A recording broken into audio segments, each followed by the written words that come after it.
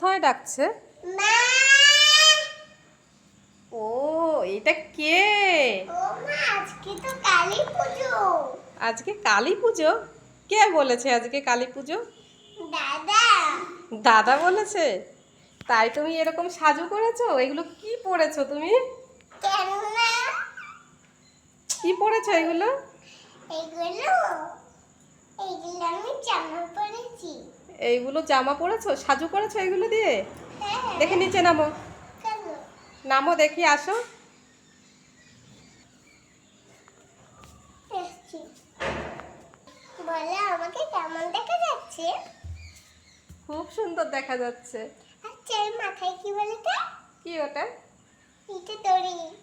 ওটাকে ফিতে বলে, দড়ি না। ফিতে? হ্যাঁ।